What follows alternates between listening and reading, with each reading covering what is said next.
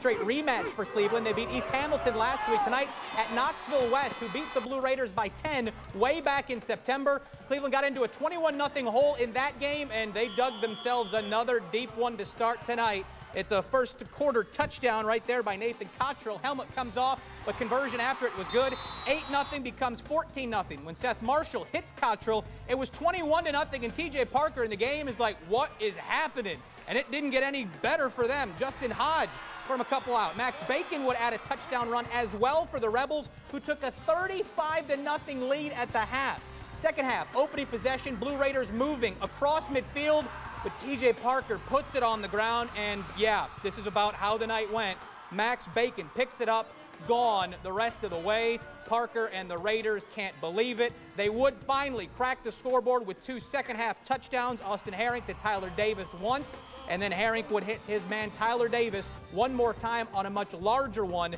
Both of these coming in the fourth quarter. It was a running clock for most of the second half, and that is how Cleveland's season ends on the road, 49-14. The Rebels of Knoxville West beat them for a second time this year. But what can you say about Cleveland after some struggles, some coaching changes over the last 5 years, into the state quarterfinals or state semifinals for the first time since '95? You know, it was a great year. I think if you could get here every year, you take it. Obviously, we're really disappointed. You try to put it in perspective, I think, and we turned this thing around in 2 years. It hurts, but you know, our class has meant a lot to this school and this program. At the end of the day, we brought it back to where it needs to be. So I'm just so thankful for the guys that I played with, and I'll never forget them. It's been a great ride. Ron Crawford.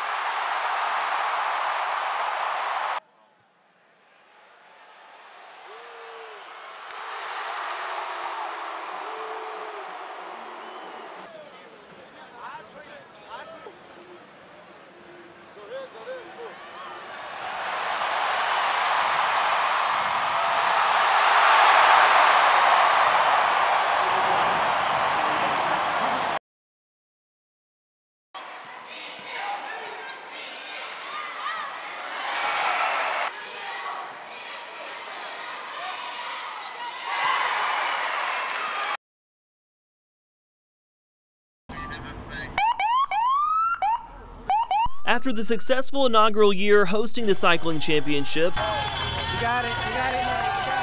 race organizers set out to make the course even more challenging this year. Part of that challenge came with the Kent Street Climb, better known as the Wall. Cyclists took on the hard task of making their way up the 20% grade. It proved to be too difficult for some racers, having to hop off and walk to the top, but they were still met with cheers of encouragement.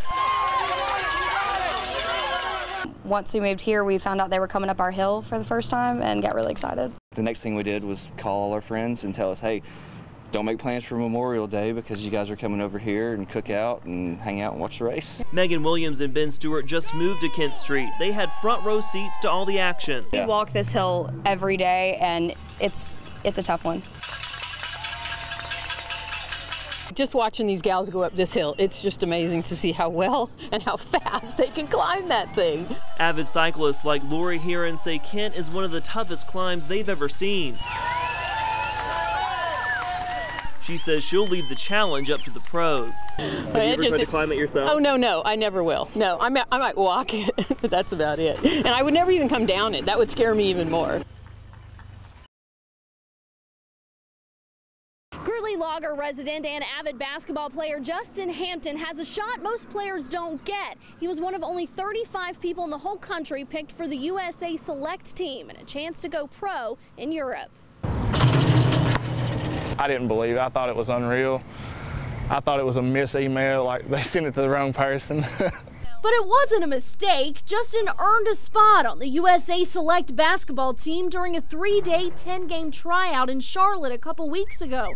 And by the end of summer, he'll be flying overseas to prove his skills to professional teams throughout Europe. Playing in front of the GMs, the scouts, we're playing the actual teams. Did you ever think that you would have that kind of chance? I didn't. I always hoped I would, but I didn't think it would happen. That's all he's ever wanted to do is just play basketball. Justin's been playing since first grade, always working to get better. To see that he's took the initiative to try to fulfill his dream, you know, it makes you proud as a parent. He just quit his job at Piggly Wiggly to train full-time the rest of the summer. Everybody in the community has come together and wants to do fundraisers and help him to make sure he's got everything he needs. Justin needs at least $4,000 to make the 5-week trip, a lot to come up with on short notice. So his community is trying to take on that burden so he can focus on the game. Grundy County gets a lot of bad publicity, but when something goes on, they always pull together. Telling me that they were proud of me, congratulations. It's been very nice. It shows the kids in Grundy County that if you dream it and you put work into it, that you can actually do it. The community is planning a fish fry fundraiser in August, but if you'd like to donate, we've posted information on how to do that on WRCBTV.com. In Grundy County, Kimberly Barber, Channel 3 Eyewitness News.